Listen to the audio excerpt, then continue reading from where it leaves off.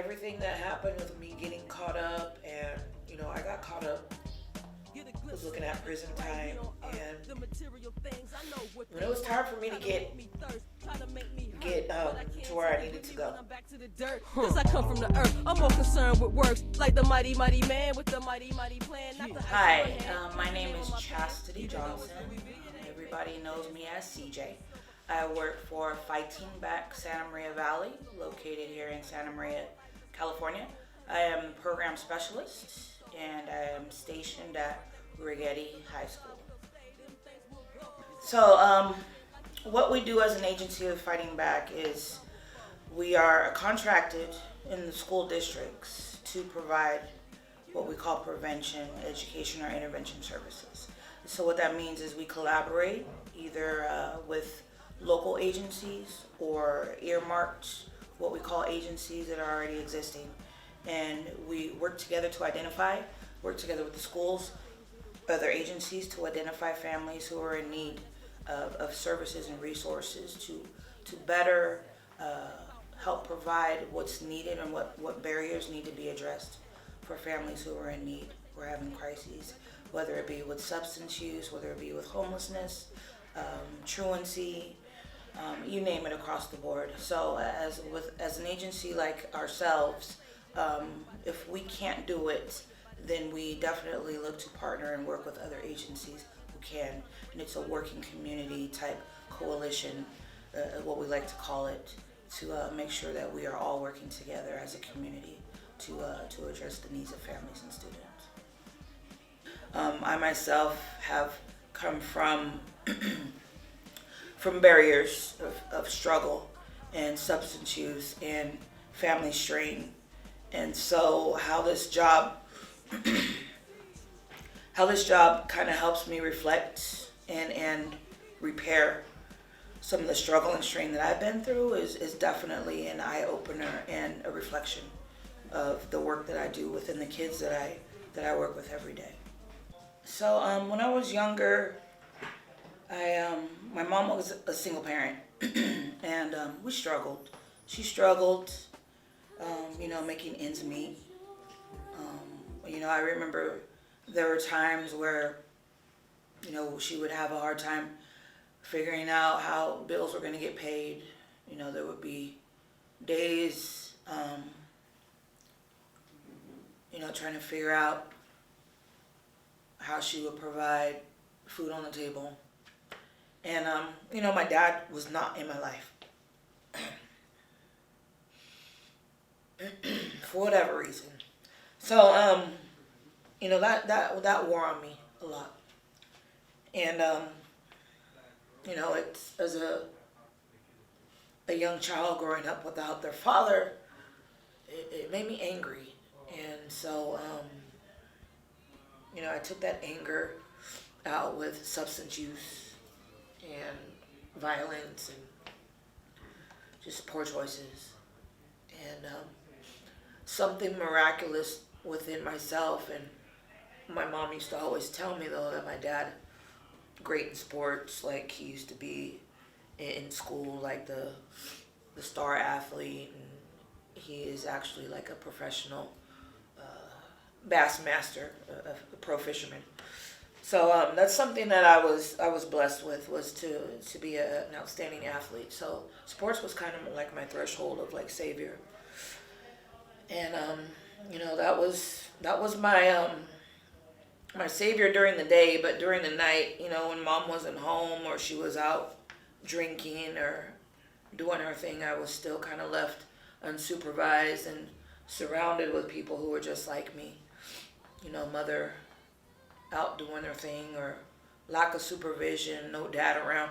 So it led to me, making poor choices and learning from older people how to just live dysfunctionally, dishonest, criminalized, addiction, manipulation,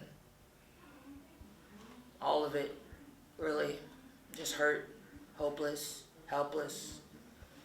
And, I lived that way for a long time. And, I graduated from high school, went to Allen Hancock College, and just the sport of softball and being an athlete was eventually my vehicle to get me into college and a scholarship. And I remember in high school in the newspaper writings, they were telling me, they would say I'd be eventually on my path to be an Olympian and stuff like that, like stuff I wouldn't even believe in myself, because I knew, like, when I wasn't on the field or on the court, that I was in the streets, trying to survive, and wonder where I went wrong with why my dad didn't care about me and why my mom was so non-existent in my life, So, I went on to accept my scholarship and do my softball thing, and by the grace of God, I don't know how. I graduated college on the dean's list. I'm like, how do I do that? You know what I mean? Like, dean's list. My addiction with alcohol and drugs, and at this time I'd graduated from alcohol to marijuana to meth. It was really bad. And I still graduated. And I never knew how, but something was telling me that there was some hope somewhere. I just couldn't see it.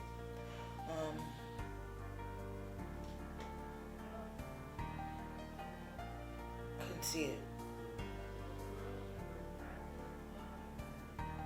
When I come home from college, like in my neighborhood, because our neighborhood was rough, I grew up with some really rough people, and it was always like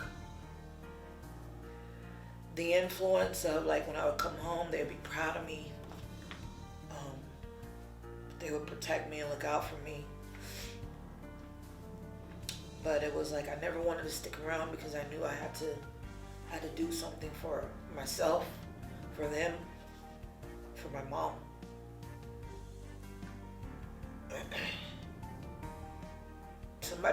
It's kind of like somebody had to make it, you know what I mean?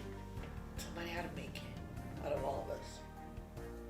And I was determined to be that one. I just didn't know how to ask for help to be that one. I remember the day getting released, and I needed to do this change. And, I remember the judge telling me, like, I'm going to do something amazing. And I agreed. And I felt like my life was spared to make a difference in somebody else's. So, that's what this whole journey has been about.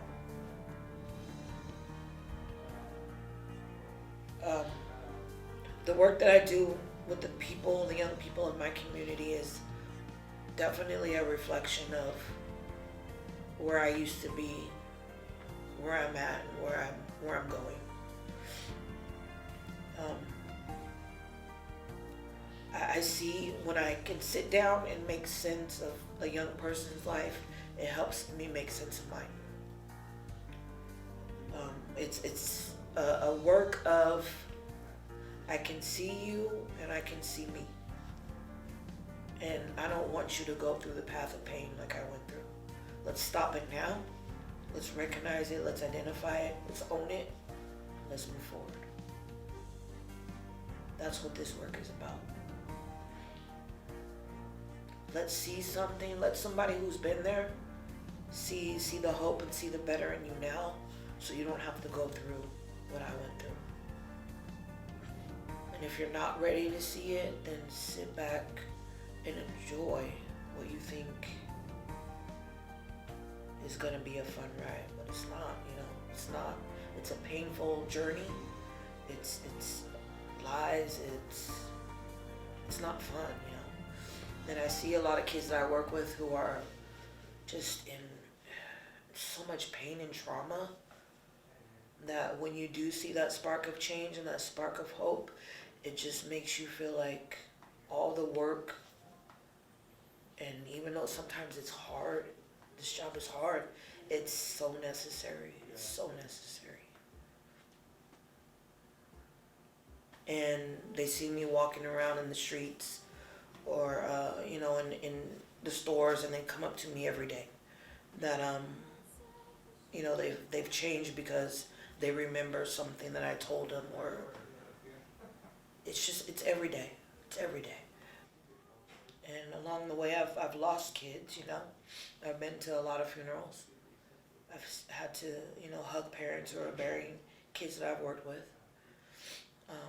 But I also know that their loss is a reminder and a motivator to keep me pushing. Still expect greatness. I've really been working on self-care. In a sense of, I can't do the job that I do if I don't take care of myself. The tears that I cry are always tears of happiness, and something I never could do. So I feel good about when I am able to, what we call cleanse. It's a good thing. But, as many kids that are going to come and sit in my space and in my face, you can always expect that I'm going to give my 100, I can't save every kid. I'm not expected to, but the best that I can do is give them the real me, plant the seed, and just step back and watch how it grows.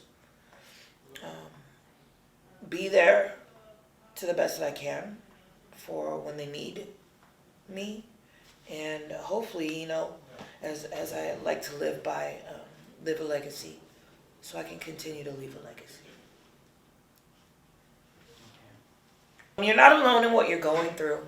It's amazing that when I'm sitting down and talking with kids, it's like, seems like there's a common denominator in everything that everybody's going through something. It's just a matter of if you're willing to ask for help.